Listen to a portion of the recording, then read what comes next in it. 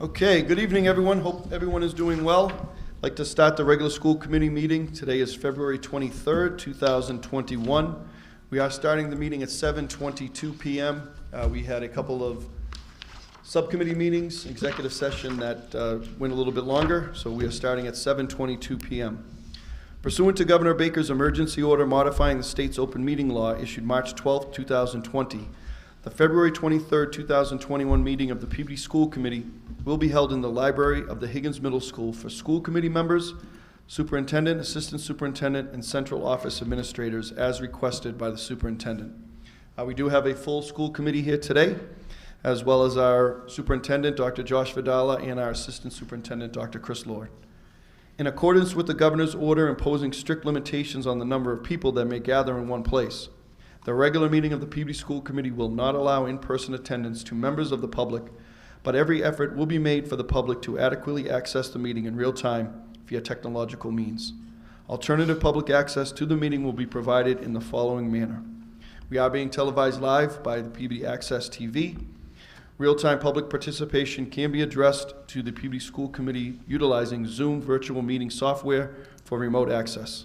The application will allow users to view the meeting and make a comment during public participation. And again, when we get to public participation, anybody listening, please raise your hand and we will make sure you're heard. We are also having the minutes taken by our recording secretary, Leanna Harris. I'd like to start the meeting. If everybody could please rise for a moment of silence.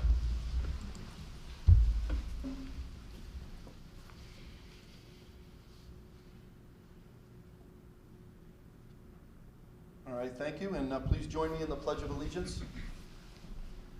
I pledge allegiance to the flag of the United States of America and to the republic for which it stands, one nation, under God, indivisible, with liberty and justice for all.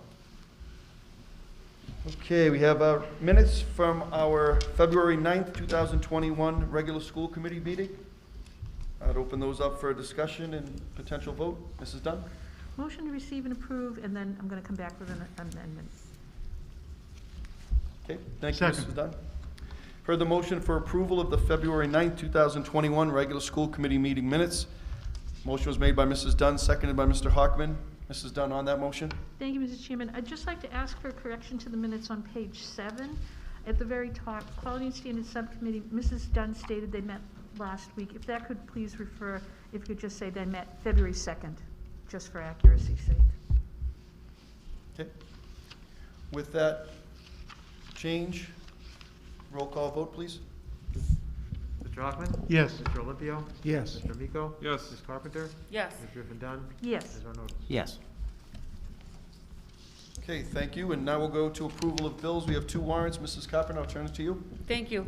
I'd like to make a motion to approve warrant number 4702 in the amount of $118,887.95 dated February 23rd, 2021, subject to audit. Second. Okay, thank you. You've heard the motion by Mrs. Carpenter for approval of warrant number 4702, seconded by Mr. Olympio. Roll call vote on approval, please. Mr. Hockman? Yes. Mr. Olympio? Yes. Mr. Amico? Yes. Ms. Carpenter? Yes. Ms. Griffin Dunn? Yes. Mr. Arnott? Yes.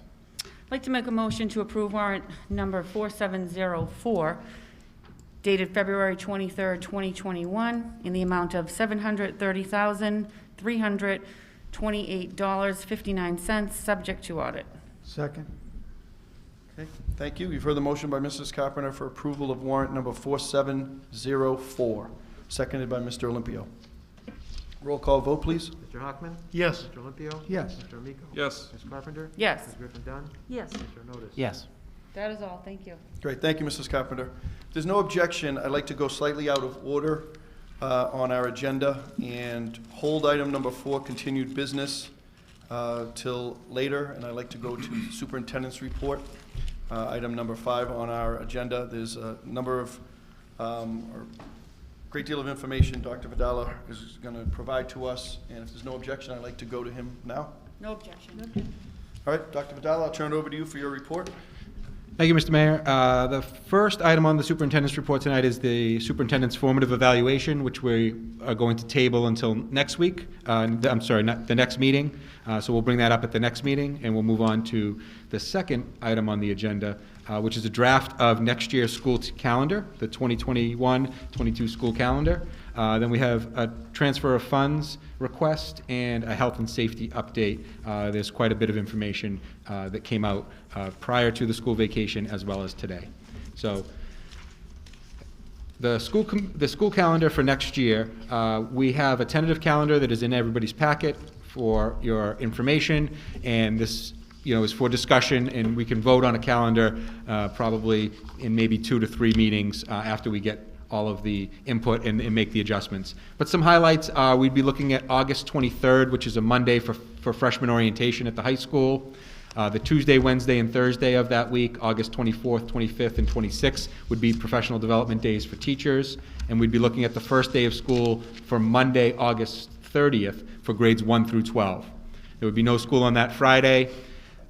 Monday, September 6th is Labor Day, and the 7th is Rosh Hashanah. So there would be no school on the 6th or the 7th. First day for kindergarten would be that Wednesday, September 8th. If we fast forward to the last day of school without snow days, June 15th is the day on the calendar right now. And if there are 5 snow days next year, June 22nd would be the last day. So quite a bit to talk about, but we don't need to do it yet, but we just wanted to start getting that out there. In the coming weeks, we'll also talk about any adjustments that may need to be made to this year's calendar, such as a graduation date. We're talking about, it's a Friday night right now, we're talking about maybe that would be better suited on a Saturday, similar to what we did last year, but we'll bring that to the committee for a vote in the coming weeks. Any questions on the proposed calendar as we go? Mrs. Carpenter? Thank you. Just to keep it in the packet for each meeting, and generally we do run it through the union just to clarify dates, make sure that we're in sync, those type of things. And Yep. so if we could just keep it on there for a few more meetings until it's finally approved. Yeah, exactly. So this is the first draft Yep. for everybody, public, to see, to start planning on dates. And, we do need to go through different meeting dates and Yeah. professional Perfect. development days and whatnot. But Great. this Thank is you. good to get out there for people. Yep. Any other questions on this item? All right, turn it back to you, Dr. Okay, Vidal. thank you. Next item is a request for transfer of funds. So Dr. Higgins at the South School has requested to transfer $1,300 from the extracurricular stipend line into the supply line. And so at this point, these are stipends that would be part of the 5th grade basketball. And so the people receiving the stipends would like to donate those back to the supply lines to purchase items for the students. So we'd be looking for a motion to approve the transfer of $1,300 from the South School salary and extracurricular account to the supplies/teaching account. Motion to follow the recommendation of the superintendent. Second. Sorry. You heard the motion by Mrs. Dunn, seconded by Mr. Amico. Roll call vote, please. Mr. Hoffman? Yes. Mr. Olympio? Yes. Mr. Amico? Yes. Ms. Carpenter? Yes. Ms. Griffin Dunn? Yes. And Mr. Onotis? Yes. Okay, so the next item is a health and safety update. So first, we're going to begin with some community metrics. These are the metrics that I received from our public health department. So you'll notice that based on our CDC guidance, we're showing things 2 different ways. So the top one is in blue, is our 14-day case count, and these are the ones that you'll see every Thursday when the state releases its metrics. And so 3 weeks ago, we were at 36 cases per 100,000, and then we were at 37 cases per 100,000, and this is our anticipated number for this week, right around 33. So when that comes out, that's the latest update. When that comes out this Thursday, we're expecting to come down just a little bit. The CDC has asked communities to now show a 7-day case count in addition to the 14-day case count, just because it shows a little bit more granular information. And you'll notice that over the last 3 weeks, we went down from 38 to 36 to 30. So our numbers are consistently going down. We're heading in the right direction. You may remember that we did see a spike after the holidays in the new year where we were about 115 cases per 100,000 in the city, and we went down to 80, and we've rapidly declined. So the community metrics are really headed in the right direction. The Friday before February vacation, the CDC had updated guidance for schools. And there's a couple quotes that are really important. And these are from the CDC, and there's a citation there at the bottom of the screen. But they state that it is critical for schools to open as safely and as soon as possible and to remain open to achieve the benefits of in-person learning and the key support services. And so that's really important too, is our kids really receive a lot of key support services. And then the second one is evidence suggests that many K-12 schools that have strictly implemented mitigation strategies have been able to safely open for in-person instruction and remain open. And I do think that this is, Peabody is an example of this, that we've been able to open as early as September 16th, and we've been able to remain open because of following the mitigation strategies. So that is really important, and they have updated guidance as well. So the next step is the essential elements for opening schools. And so the safe open of in-person instruction, and they're looking at expanding in-person instruction, there's really three key components that we'll talk about tonight. Mitigation strategies that can reduce transmission, indicators of community transmission. The CDC has their own updated guidelines for community transmission. So this is important for us to take a look at tonight. And they're also recommending phased mitigation, learning modes, and testing. So the key mitigation strategies that we've seen and that we've utilized from the beginning is universal and correct wearing of masks, physical distancing, hand washing and respiratory etiquette, cleaning and maintaining healthy facilities, and contact tracing. And you'll notice there are a star on the first two, that schools providing in-person instruction should prioritize these two mitigation strategies. So we really want to make sure that we're following these guidelines and that we're correctly using these. So for the indicators that for community transmission, the CDC has put forth 4 categories: blue, yellow, orange, and red. And they do note that if community transmission is high, but the school and the community are using the mitigation strategies and they're implemented and strictly followed as recommended, then the risk of transmission does decrease in a school. So that's important, is even if there is a high community count, that if you follow the mitigation strategies, it will decrease the risk of transmission. So their indicators are blue, which is 0 to 9 cases per 100,000, and less than 5%. Moderate transmission is the yellow stage, which is 10 to 49 cases per 100,000, and you'll remember that we're in the 30s over the last 3 weeks. So over the last 3 weeks, we've been in the yellow by the CDC guidelines, and their recommendations will be set forth in the coming slides. Communities that are 50 to 99 are in the orange, considered substantial transmission, and then over 100 is red cases, or a community would be considered red, which is a high transmission in the community. So that's important that they're setting forth these new indicators. And then the third piece is looking at phased mitigation, learning modes, and testing. So depending on where your community is, they have different recommendations. So they're considering diagnostic testing for symptomatic students, teachers, and staff in close contacts. They should be referred for diagnostic testing. So that's currently what we're doing in Peabody, as well as having testing every other week here at the Higgins, where you have the free drive-up testing. So if you're in the low blue or the moderate yellow, they are suggesting that K-12 schools should open for full in-person instruction. And they do say that physical distancing of 6 feet or greater to the extent possible. And there's a little tab there which I've highlighted at the bottom.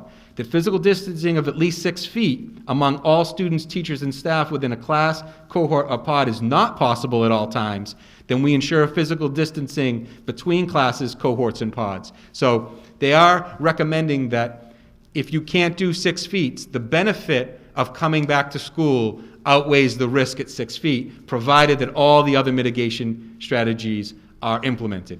Now, you might notice that on the substantial and the high risk, they're looking at elementary schools in hybrid or reduced attendance, and they want strictly adhere to 6 feet if you're in the orange or the red. But right now we are in the yellow, so I think that's an important piece to take a look at. Today, the Department of Elementary and Secondary Education really focused on expanding in-person learning.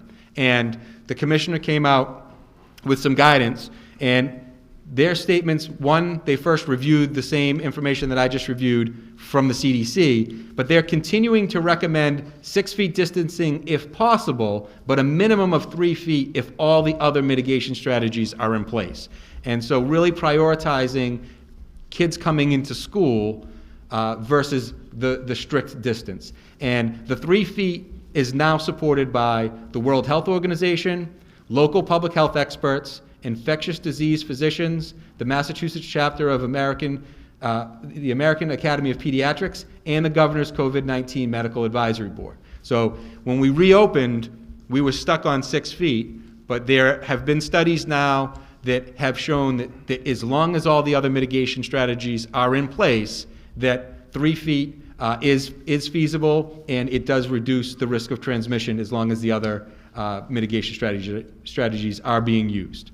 So the last piece that DESE really put forth and wanted to emphasize is districts need to put an emphasis on in-person learning, and it's particularly encouraged at elementary schools. And so the commissioner's initial goal is to bring all elementary school students back to in-person learning 5 days a week this April. So our next steps in Peabody is to continue working collaboratively with our unions to identify safe ways to expand in-person learning. We led the way in September. We brought kids back on September 16th, and we did it safely. And I really think it's time for Peabody to start leading the way again. We've done a really good job coming in, and I think that it's time for us to begin leading the way as we look to expand in-person learning. So one of the things that we'll do this week is we will survey staff and families on a return to in-person learning that may include reducing the distancing to see what the appetite is for that. We have to make sure that we do take some things into consideration. One of the biggest things is that we would need to reduce the distancing from 6 feet to 3 feet if we'd like to go to full in-person learning. If we do that, we want people to go and understand with eyes wide open that it does increase the risk of transmission or the risk of close contacts. So right now, if people are further than 6 feet away and someone in school gets sick, there should be no close contacts. However, if we go to 3, it may increase the number of people that need to quarantine, and we just want to make people aware of that if we do end up closing the distance. So that does really stress that there's an increased need to adhere to all of the mitigation strategies. In addition, we should do so at school and in the community. Right now, we know that schools are controlled environments where everyone's wearing masks, and we need to make sure that people are following those with fidelity. Over the next coming weeks, we will continue our advocacy for vaccinations for educators, and we feel as though we're very close to getting to that. It is not a prerequisite for returning to in-person learning, but we do want to make sure that people feel safe. And we will also continue to advocate for canceling this year's MCAS exam to make sure that when we do come back that we prioritize the in-person learning, the building of relationships, and making sure people get the critical support services that they need in addition to the work that we're doing. So with that will conclude the superintendent's report. I'll open it up for comments or questions through the chair. Thank you, Dr. Vidala. Any comments or questions at this time? Mr. Amico? Sure. Through the chair to Dr. Vidal, I just wanted some clarification. So prior to this information here, the CDC and the WHO, they recommended 6 feet, and that was just that was it, 6 feet. And I believe DESE came out with the 3 feet, and there was some talk about that. But now you're saying CDC and WHO are now recommending 6 feet, but possibly under if need be. So I believe the World Health Organization had some studies in Asia when we were trying to come back, and I believe that's where DESE came up with the 3 feet. So I do think the World Health Organization has been on 3 feet for a while, but our local CDC and our local public health departments, when we reopened, were very strict on 6 feet, and now because of the recent studies that have been out there, they are now open to 3 feet, which is what DESE and the World Health Organization. But these other you'll see on this slide, the public health experts and the infectious disease physicians, this is new, and they're accompanying the DESE guidance today was a letter signed by several physicians that support 3 feet of distancing. Great, thank you. I'll yield. Thank you, Mr. Amico. Mrs. Carpenter? Thank you, through the chair, to Dr. Vidala. Thank you for that report. It was very thorough. Do you have a reopening for a full-time plan to move forward? Yeah, so at this point, I think that we really do need to start prioritizing expanding in-person learning. And my ultimate goal would be a phased reopening where we offered full-time 5 days a week for elementary students beginning March 15th. And I think that we can safely do that. The transportation guidance has been updated. We could get more kids on the bus. And I think that if we work with our unions and with our schools, that we can safely reopen elementary March 15th, 5 days a week. We would start that as a pilot, and 2 weeks later, if that works, I would recommend bringing our middle schoolers in on Monday, March 29th. And we could bring those kids in for 3 weeks before April vacation. That would be a nice phased in, and that would bring us to the high school, and I think we could bring the high school in fully in person following April vacation. So that would be my recommendation for a phased in approach, and I think if we met with the teachers union and we got everybody on board by closing the distance from 6 feet to 3 feet, I think that's a realistic plan for us in Peabody. Thank you, Dr. Vidala. I happen to agree. I think that this is something that a lot of people have been waiting for. I think a lot of people are talking about mental health. We're talking about the herd immunity. They're talking about getting their kids back into some normalcy, and I couldn't agree more. I'd like to make a motion to follow a recommendation of the superintendent and start bargaining with the union in regards to this reopening full-time plan. I will add that we did propose a meeting with the union for this Thursday evening at 6:30. I believe that they're unable to make that. So I'll continue with some scheduling of some dates, but if I can just move forward with that motion first and then go back to that. Thank you, Mrs. Carpenter. Do we have a second for discussion? Thank you. Mr. Olympio seconded the motion for discussion. Mr. Amico? Thank you. Through the chair, Dr. Vidala, thank you so much for your report. Appreciate it. I like what I wrote down here, and I like what I'm seeing. I would love what I'm hearing from people out on the street, phone calls, texts, running into people at the grocery stores, is the high school. If we do wait till after April vacation, I believe that brings us to April 26th. Is there any way we can work on something even to maybe get the seniors in before that, or something? I just think, I love the aggressive approach on the first part of it. I do have some concerns about waiting till April 26th for the high school, just because seniors at that point, I believe, would only have a couple of more weeks, 3 or 4, maybe 4 weeks, if that, and that's it for their high school careers. So is there any way we can maybe work on something a little bit sooner for the high school?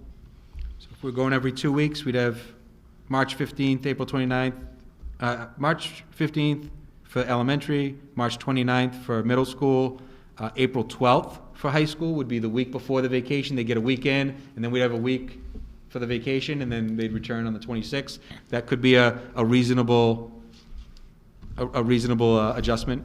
Yeah. Get them in for another week.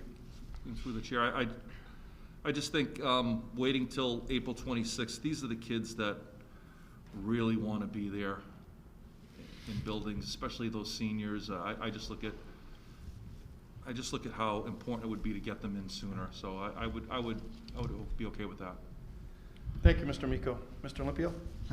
Thank you, through the chair. Thank you, Dr. Vidala, for a very informative report. My feeling is, and I don't know how others feel, is, I'm sitting here thinking that maybe March 15th we have K through 8 start, and then maybe the high school start March 31st, 9 through 12. I don't know how feasible that could be, but I'm itching to get the children back as soon as possible. I agree some type of phase-in, probably work best, but if we could kind of push those dates up a little bit. Again, K through 8, March 15th, and then you have the high school come at March 31st. That gives the seniors that much more time. I mean, really, they've paid a big price since last year, and including all of this year. So I just think, an extra few weeks for the high school would certainly give them something to hold on to. I'll yield for now. Thank you. Thank you, Mr. Olympio. Mrs. Carpenter? Just on a language piece of this, so when we're talking about the phased in, the March 15th, and we're talking elementary, are we actually talking pre-K as well? Yes. So it would be pre-K. Pre-K through 5. Right. So what if we did, I know this is a lot of work on your part, Dr. Vidala. What if we did the March 15th for pre-K through 5, and then the March 29th for the Higgins and the high school? Could you do those two together 2 weeks later? We could try. The high school has a lot of moving parts in terms of their schedule and the remote learners. A lot of the guidance that we've seen has been focused on K to 8. I think giving us a little bit more time, especially around the vaccination rollout, would be helpful, but I think we can bring it to the table and we can bring it to the unions and see if we can get something done.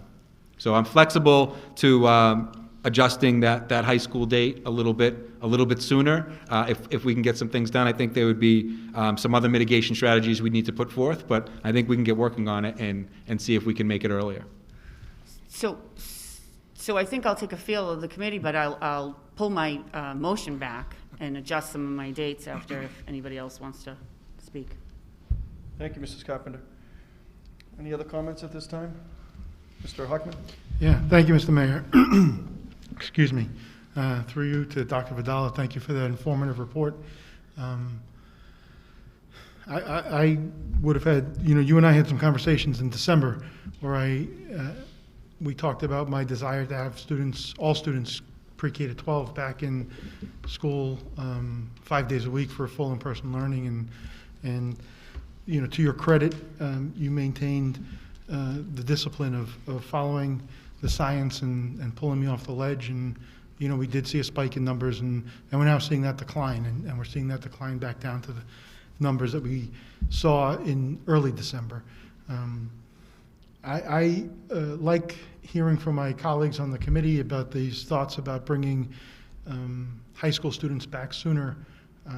I would be perfectly okay if, I understand we need time to ramp up. We need time to talk to various bargaining units. We need time to work with, I believe, perhaps outside vendors to increase certain mitigation factors such as, cleaning going on in schools. And I think that's going to be a part of this, and we should talk about that too. But I would be in favor of, and I might be in the minority here, but I would be in favor of getting everybody pre-K through 12 back to school March 15th. I think we're going to continue to see the numbers go down. I think we've already had a 9-month experiment where we're seeing that schools are not big transmitters of the virus.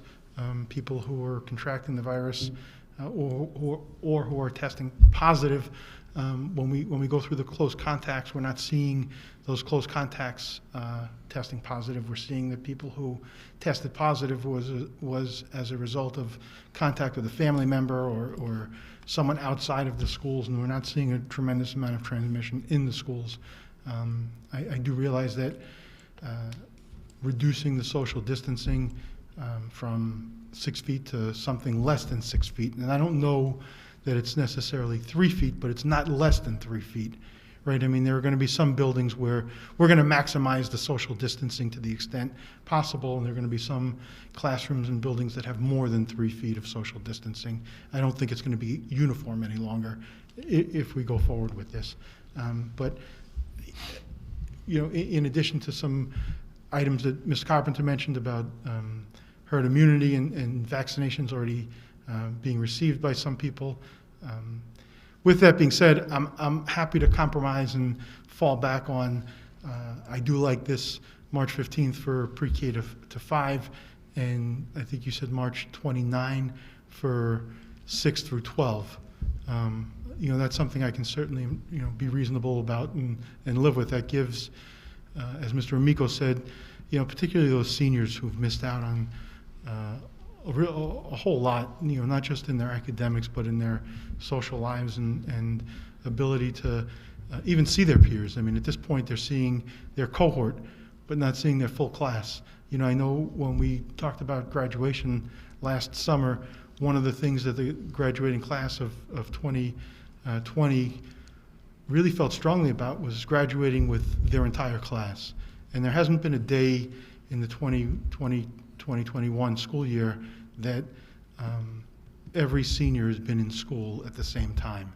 And I think that just listening to that last year's class, I would suspect that this year's class would have similar sentiments and would want to spend some quality time with their peers in school, whether it's in clubs or activities or, you know, doing things that, you know, normally occur among 17 and 18-year-olds in a high school.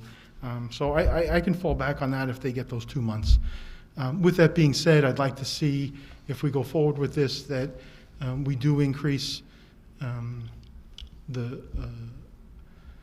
disinfecting that takes place, and if you can talk about that a little bit more prior to us taking a vote or amending a motion. And also, I want to make it clear that we continue, and it's important, I think, to some people, that we continue offering a full remote model. I mean, there are still people who, for a variety of reasons, health reasons or other reasons, who need to have a full remote model, and I think we need to continue to offer that. You know, and giving choices is something that we as a committee really put a lot of focus on back in September or August when we decided to open in a hybrid model. But I agree, we need to move forward. We can't remain stagnant. We have the ability and the opportunity to get kids back into school. There's no question about the value of teachers. There's no question about students learning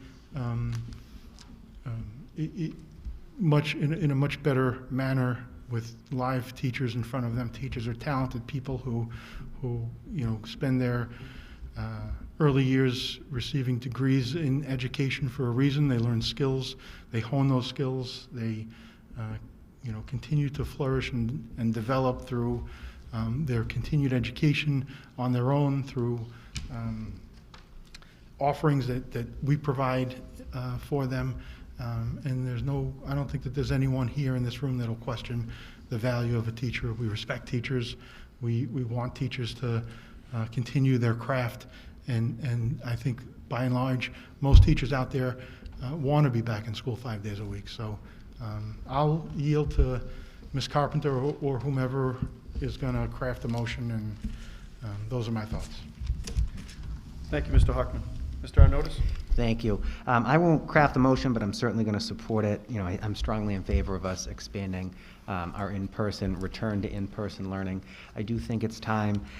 You know, our families deserve it. Our staff, who is so dedicated, I think we sometimes take criticism for complimenting them, but, you know, we are generally so grateful for what they do. And, you know, you talk to so many teachers out there, they want to be back. You know, they're ready to go. But these families, these students, you know, I hear it over and over again from members of my own family with small children, how difficult it has been.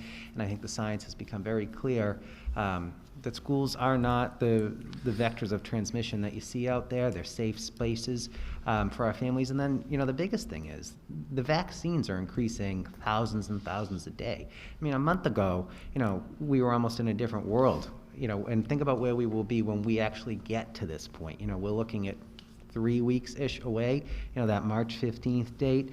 You're going to see probably hundreds of thousands of more people fully vaccinated at that point. So we will be in even better shape at that time. So I want us to be ready to go, you know, and take that step forward. I think we owe it to people. You know, we've talked about here many times respecting the science, and I think this is respecting the science of believing that schools are safe.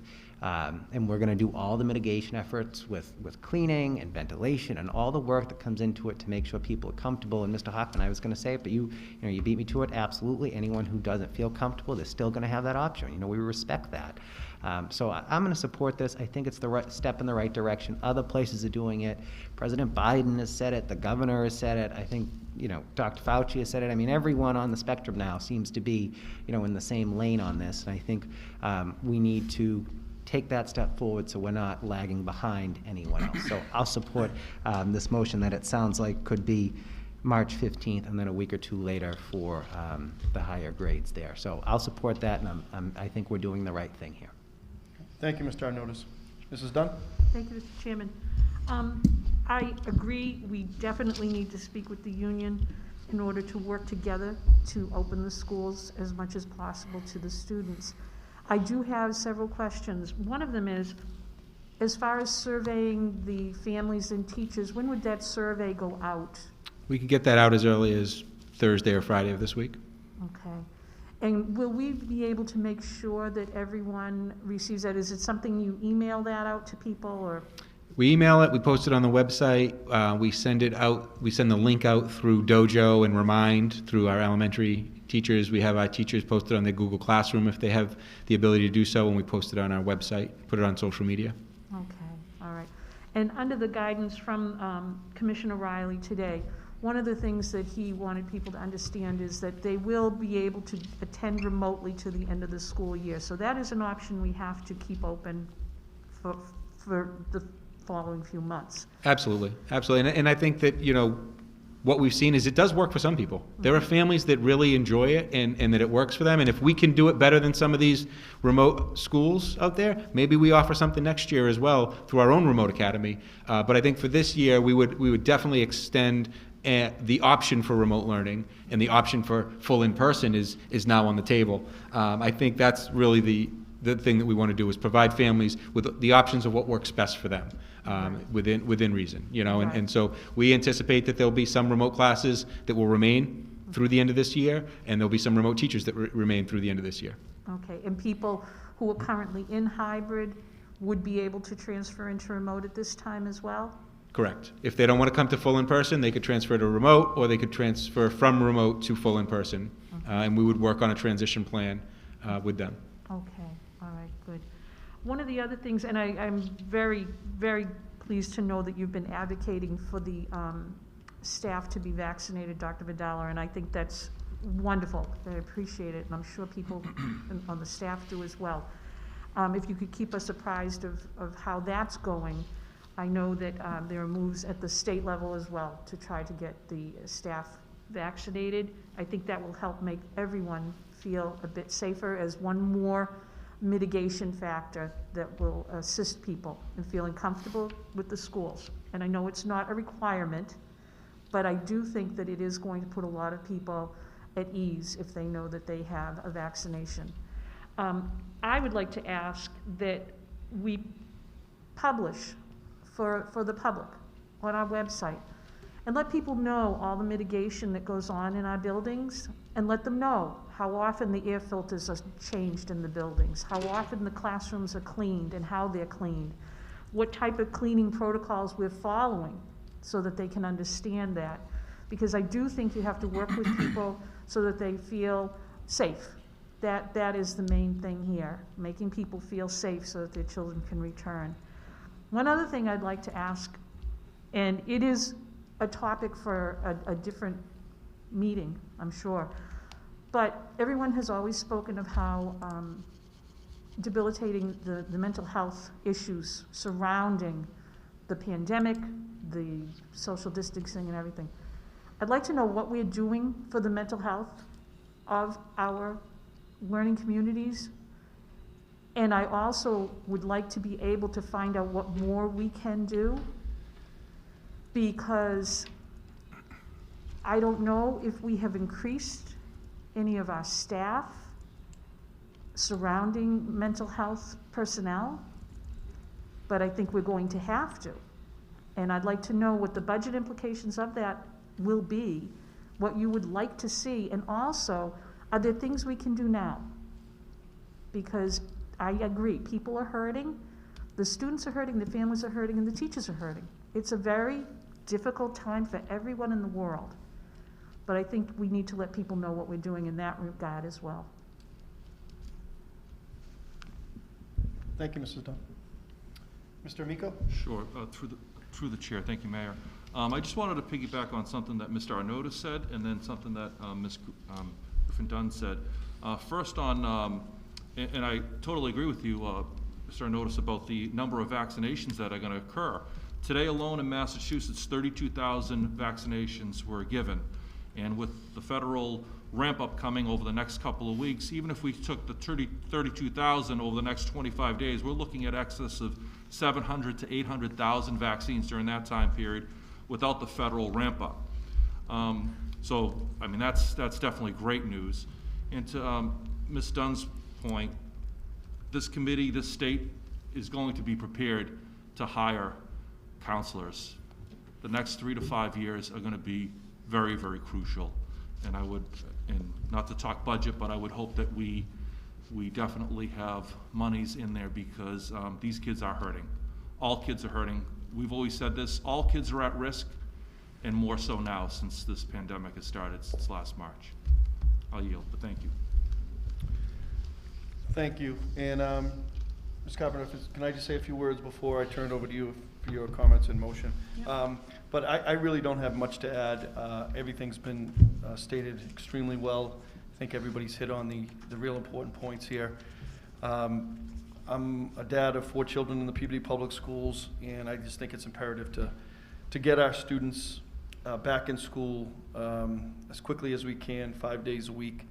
You know, I wouldn't have been ready for this certainly a couple months ago, even a few weeks ago. But I think we're at that point now where I'm confident we can safely make this happen. We have a lot of work to do with our union leaders, and I think we can sit down and work through these issues. Certainly, we have to make very clear our cleaning protocols has been stated, and filtration systems and all of that, which are extremely important for all of us here. But I do think that we need to take this step, and I think the time is now to do that. Our students need to be in school. Mrs. Dunn, you stated about mental health extremely well, and I think that's going to be a big topic for us going forward. I think there'll be a lot of work ahead of us on that. But I think the next step that we need to take to help our kids is to get them in school 5 days a week.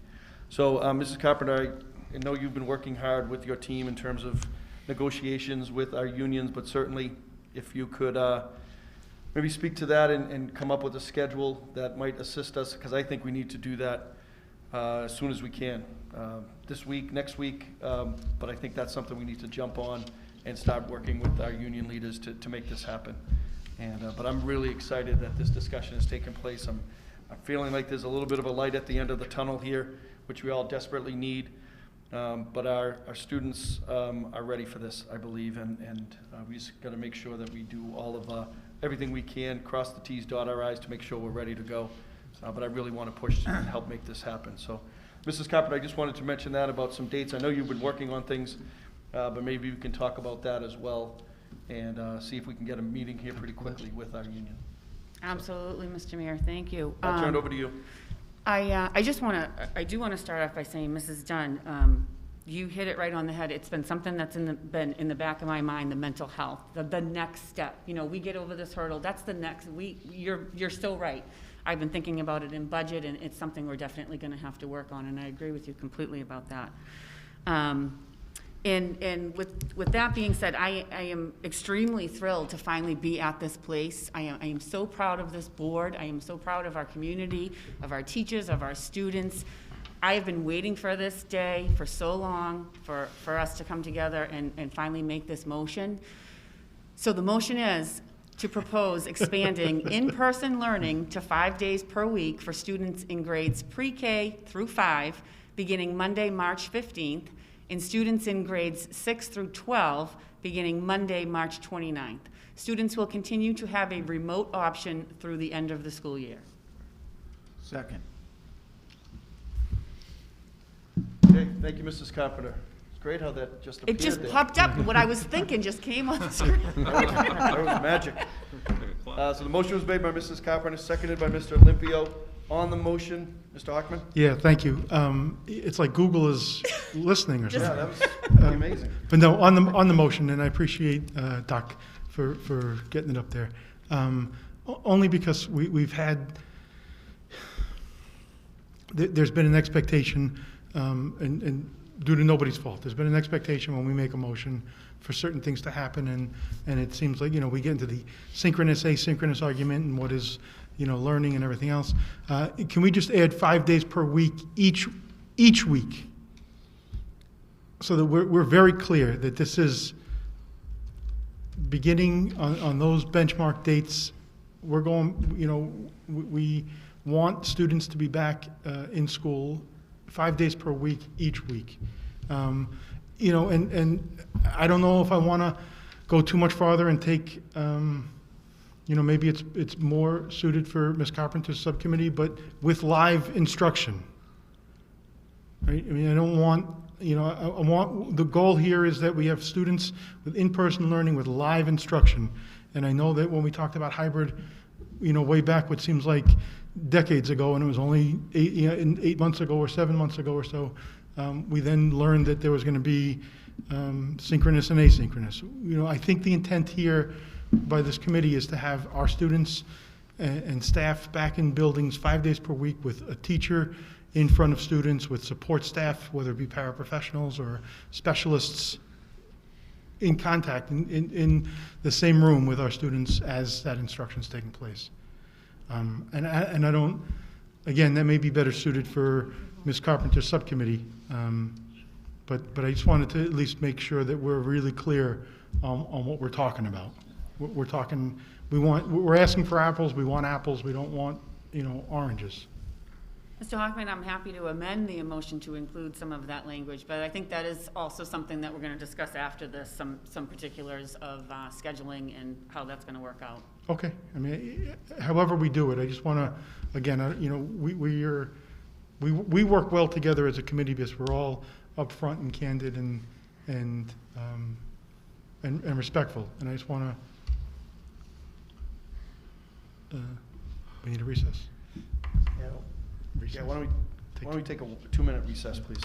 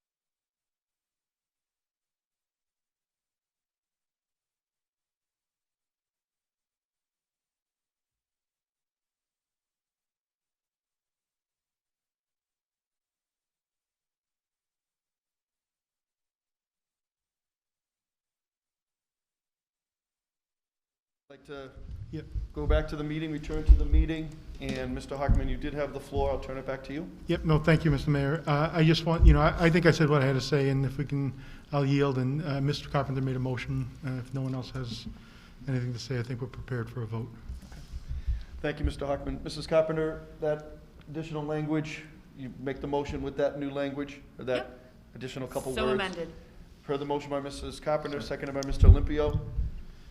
All right, we're ready for a vote. Roll call, please. Mr. Hockman? Yes. Mr. Olympio? Yes. Mr. Amico? Yes. Mrs. Carpenter? Yes. Ms. Griffin Dunn? Yes. And Mr. Onotis? Yes. Mr. Mayor, if I may. Yeah, please, Mrs. Um, Carpenter, you have the floor. I have some logistics that need to be worked out. In regards to this motion, there is some pieces to this that we will have to talk with the union about. We did reach out and offer, I believe it was this week, this Thursday evening at 6:30. Dr. Vidala, was that, they are not available? They stated they weren't available this Thursday at 6:30. Okay, so just given the current circumstances and the urgency of what is at hand, I would like to propose to the union, and if you can also reach out in addition to this meeting, that we meet with them by Tuesday of next week. We are available beginning tomorrow, Wednesday, Thursday, Friday, 6:30 a.m., 3 o'clock p.m., 6:30 p.m. On Wednesday, Thursday, Friday of this week. We are also available next week, Monday and Tuesday, those same times, 6:30 a.m., 3 o'clock p.m., 6:30 p.m. So with that being said, we would definitely like to have a meeting with them by Tuesday of next week. So if we could relay that in the regular fashion, Dr. Vidala, I'd appreciate it. I'd like to make that in the form of a motion, the dates that I offered, that it's okay with the committee that the negotiating team moves forward with any of those dates that the union agrees to. Second. Thank you, Mrs. Carpenter. Further motion, seconded by Mr. Olympio.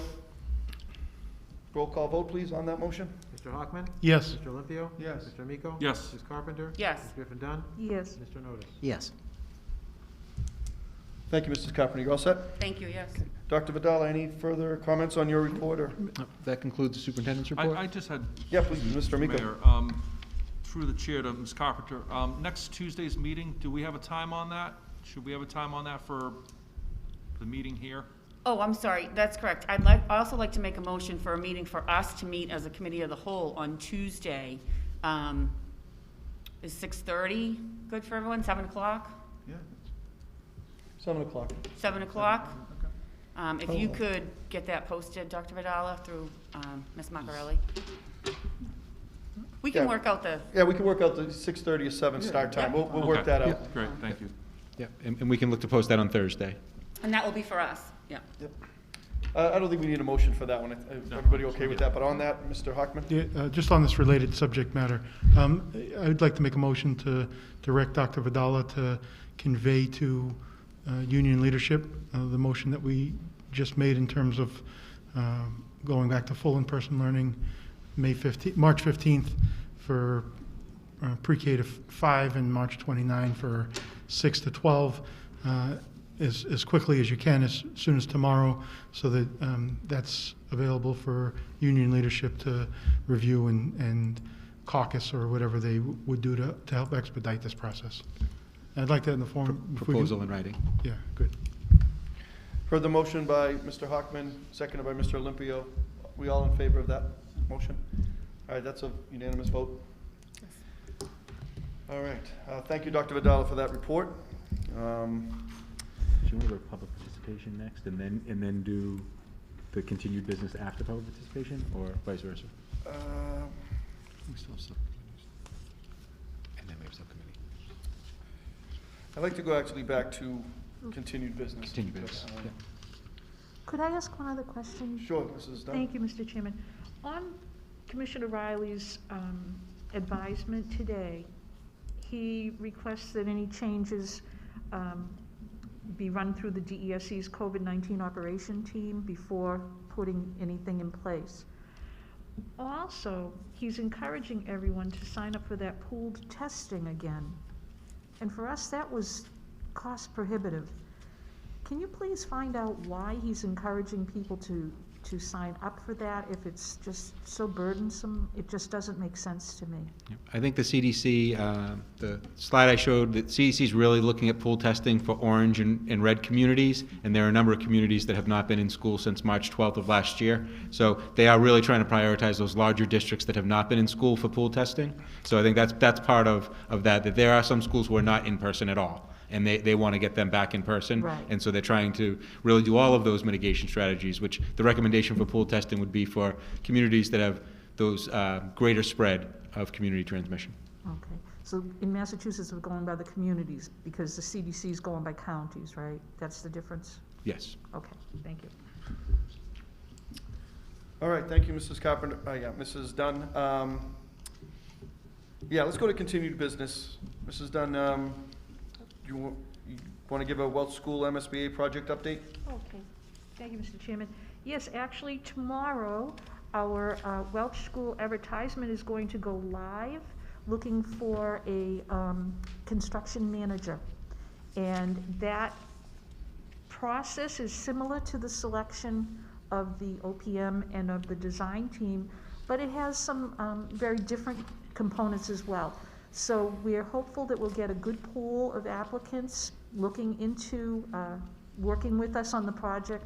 Construction manager at risk is the chosen procedure that we're going to follow, because we will bring a construction manager on board, and they'll work with the design team and the OPM from the very beginning of the project. And we're hoping that that's going to help with the phasing of this project, because it is a rather complicated project, because there are so many moving parts to it. And having someone on board at the very beginning is something we're hoping is going to really help move it forward and stick with the rigorous schedule. So by the next meeting, we may have some news for you as far as how many people have applied, and you'll hear more about that process going forward. Thank you. Terrific, thank you, Mrs. Dunn. And the next item, I'll give a quick update on the West School roof project. Very good news to move forward with the next step here in the West School roof project. That's a project that all of us have wanted to do now for a number of years, is that roof has showed its age and has created quite a problem for our students and faculty and the whole team over at the West School. So we were very fortunate. We got MSBA approval to partner with the MSBA for this project. And the next step is to get the funding to fund a feasibility study to determine the need and costs for potential repair and or replacement of roofs at the West Elementary School. And of course, we've already voted on this. The reason I wanted to include this as an update is this Thursday evening, the City Council will be receiving our request for the $21,000 in funding just to fund that feasibility study.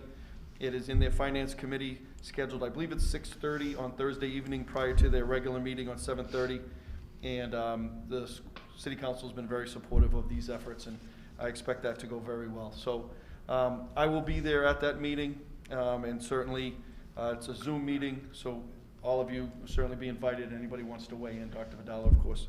And but that's good news. We're taking the next step.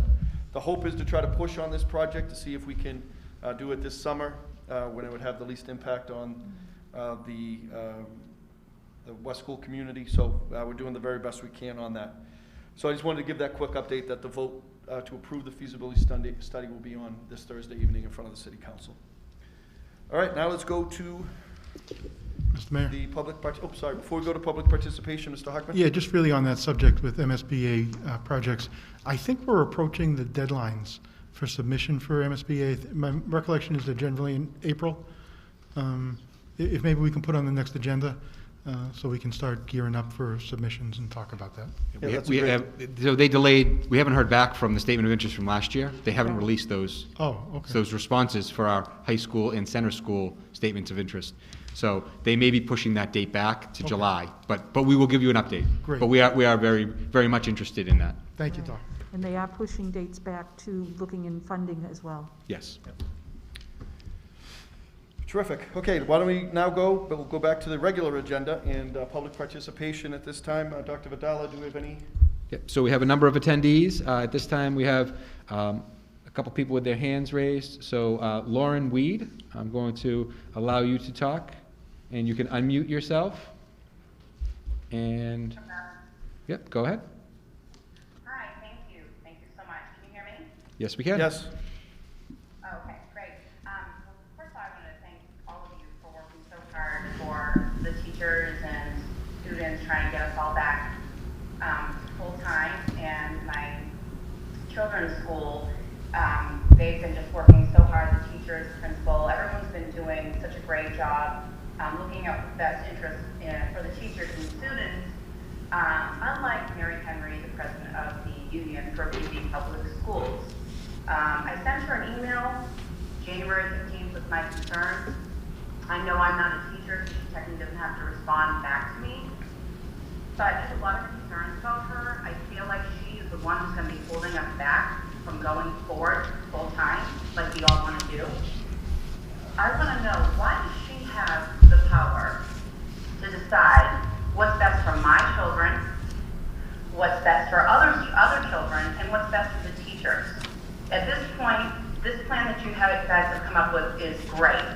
I think we should all have our own decisions to make. We can make our own decisions. If we want to send our children back to school full time, as a parent, I'll make that decision. As a teacher as well.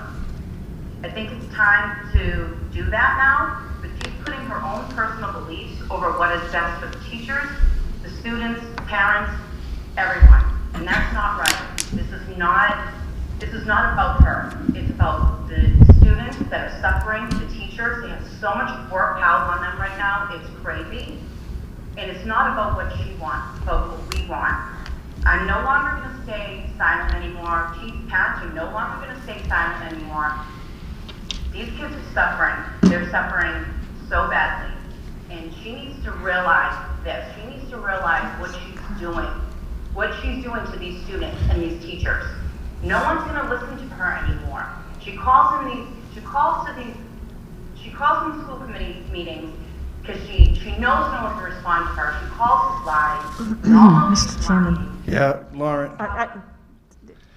Improper. Yeah, Lauren. No personal.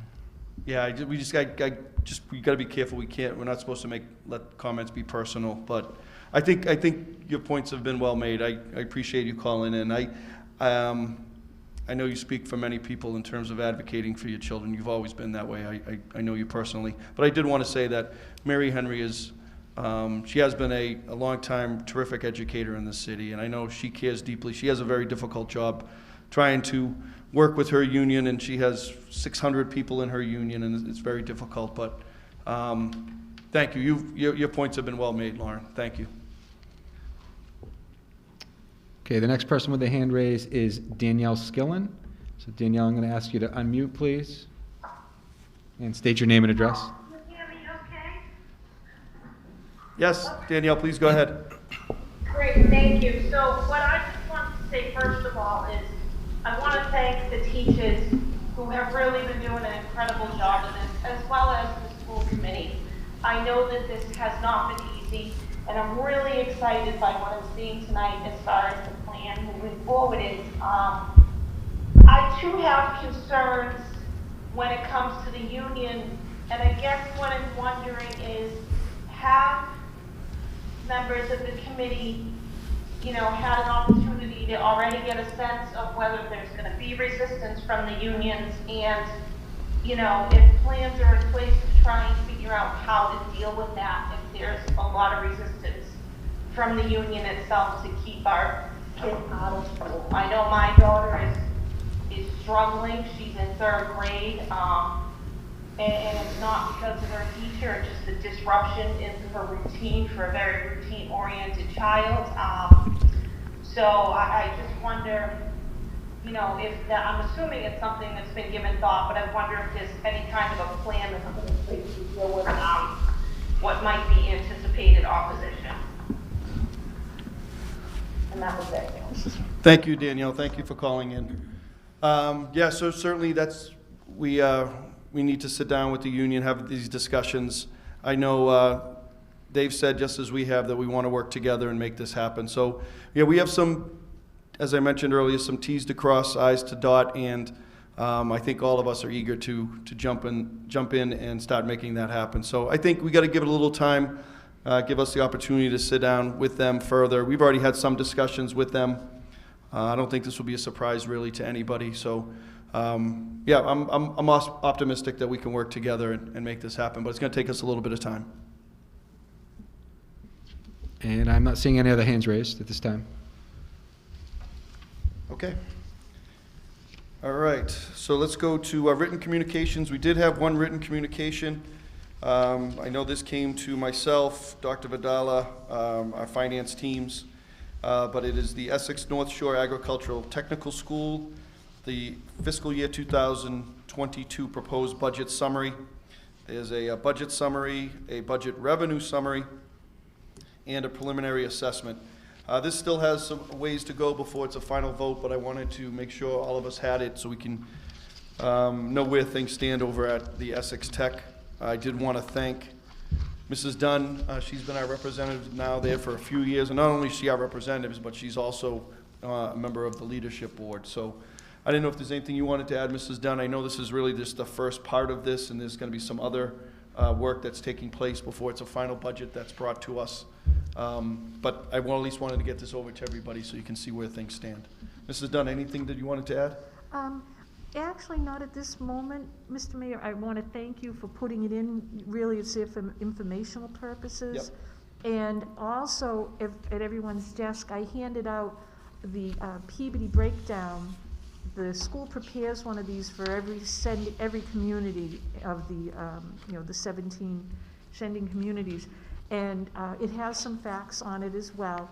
And as you said, the assessments and everything, it has not gone through for final approval, and they've been working very hard to minimize any increases in the budget, and they do an amazing job of obtaining grants to be able to do a lot of the work up at the school itself, and they're trying very, very hard to expand the ability to provide that education to more students because of the waiting list. So Peabody is really an integral part of the new program that they have offering skills to students. They take their academic classes here in Peabody, and then students go to Essex North Shore for their practical skills, and that's been working out well, and they're hoping to expand that again. So as more comes in, it will be coming to you again. Great, absolutely. We'll bring the information forward as it comes to us. Okay, and Mr. Mayor, I'll make a motion to receive. Yes. And also, if I can make a motion that you receive the Peabody printout as well. Okay. So you've heard the motion by Mrs. Dunn to receive the summary reports as well as the handout provided by Mrs. Dunn this evening. Seconded by Mr. Arnottis. Yes. We're all in favor of that vote. That's a unanimous vote. Thank you. Thank you. Okay, now we'll go to our subcommittee reports. Education Subcommittee, Mr. Amico. Nothing to report, thank you. Finance, Mrs. Carpenter. I think I already did my report, thank you. Yes, you did. Okay, school safety, Nothing to Mr. report. Olympio, thank you. Athletics and wellness, Nothing new to report. Mr. Arnottis. Quality and standards, Mrs. Dunn. Thank you, Mr. Chairman. In everyone's agenda packet, you've received a copy of policy FFB concerning memorials. The subcommittee took everything that you had said at the last meeting and put that into the document and made the appropriate changes. So we feel that tonight we had a meeting prior to this full meeting, and at the vote of the subcommittee, we felt it was appropriate to bring FFB forward for a first reading. So I would like to make a motion for the approval of policy FFB memorials for first reading this evening. So moved. I'll second that motion, then I'd like to comment. Great. Thank you, Mrs. Dunn. You've heard the motion for the first reading, seconded by Mr. Arnottis. On the motion, Mr. Arnottis. Thank you, Mr. Chairman, and I know Mrs. Dunn would probably point this out, but I just wanted to, I know we had conversations regarding the last paragraph last time, and I think it's just important to note that has been changed, so it's more, the request is from the superintendent to quality and standards just for an initial discussion, and then the proposed memorial would then be brought to the committee for a vote of the whole, for a discussion, then a vote of the whole, no vote, and just quality and standards. It would just then go on from there to here. Yeah, thank you for making that adjustment. Okay, Mrs. Dunn, I'll turn it over to you for, Oh, we Was need that to you- take a vote. you don't have, the motion's been made, you don't have to read it, right? No, no, no. Okay. I will if you want me to. No, we can hold off on that. Yeah. Still on the motion, Mr. Hockman. Yeah, no, thank you. Briefly, I just wanted to thank my Ms. Dunn, the chairwoman of Quality and Standards. I know last meeting we had a lengthy conversation about some of this language, and I truly appreciate you considering it and for your subcommittee to produce the product that you have today. Thank you. You're welcome. Everyone had good points to make that night. It was good. All right, great. Roll call vote, please, on the motion. Mr. Hockman? Yes. Mr. Lipio? Yes. Mr. Amico? Yes. Ms. Carpenter? Yes. Ms. Griffin Dunn? Yes. Mr. Onotis? Yes. Okay. Now, just so everyone knows, we've kept it in the agenda. It's the school displays and postings. And it is still a work in progress, and we're going to have some feedback from Dr. Vidala and the staff, just to have them go through it, look at it. It's really just codifying what normally goes on in the schools, but we hope that this will give people some solid direction going forward. So he's going to check with the staff and get back to us on that. And honestly, we gave it to him right before vacation, so we said, no, take some time, do it in the next few weeks. So that's on hold. And then policy B on the school committee bylaws, we are still working on that. We will come to you with any changes that we make, and then when everything has gone through the full committee, we will put together the bylaws, which is section B of the policy manual, and come to you with one full document for a first reading and then a second reading, and that way everything in policy B will have the same date on it and will have been updated as of sometime in March, I would imagine. So, just so you know. So it's there as a placeholder. Thank you, Mrs. Dunn. All right, parent and student advisory boards, Mrs. Dunn. Nothing to report this time. Building and grounds, Mr. Hockman. Mr. Mayor, if you'll indulge me, I don't have a report for building and grounds, but I did mean to address something during athletics and wellness. Sure. And through Mr. Amico, I haven't even had a chance to give you a call and talk about this, but I did talk to Doc Vidala about, before I begin my remarks, I want to wish all the students who are going to participate in Fall 2 sports, which started yesterday, I believe, well. It's nice to see that this actually occurred, or is it going to occur. I know back in September I was a little skeptical as to whether or not we were going to see football games and cheer squads and volleyball and things like that. So, kudos to our athletic department and the coaches and trainers and student athletes for hanging in there, and we all wish them well. With that, Doc, I know we had a conversation about some eligibility issues. I don't know if you want to talk about that or where we stand with that or. Sure. So this is a unique time for a season to be starting. So it has been a little bit unique around what the eligibility requirements are. So we continue to follow the MIAA eligibility requirements, and so students who were deemed academically ineligible are not able to participate in games. However, we are able to allow them to participate in practices, and we've worked very closely with the administration and the coaches that we want to really engage kids and get as many kids engaged, and this might be the thing that turns kids around. So we will be allowing kids, if there are not limits on rosters, so there are track and football, for example, don't have limits on rosters, we will allow them to practice so that they can get engaged with adults and maybe start engaging with making up some of their work and working with their teachers to get back on track. So it's not necessarily a change in policy, but it's a more deliberate way to follow the current policies and the historical things that have been done at the high school, and really expanding that to more kids to get them engaged. And I think the key is really that we want to get as many kids engaged with any adult as possible to get them back on track, because we know it's been such a difficult year. Yeah, no, thank you, Dr. Vidala. I know you worked hard on this and you worked swiftly on it when the issue arose. Ms. Dunn earlier tonight and Ms. Carpenter earlier tonight, and I think the whole committee over the last several months has talked about mental health as being, you know, a tremendous concern that we all have for our students. And this is, you know, there are some students at the high school where it really is just the athletics that keeps them motivated to attend school, and without being able to participate in their particular sports would be devastating. So I do hope that, you know, everyone's on board. You know, if there's a year, this is the year to you know, get kids to play and do whatever we can to help them along the way to make them eligible again. I'm usually a stickler for certain policies, and even I this year realized that there is greater value in having a track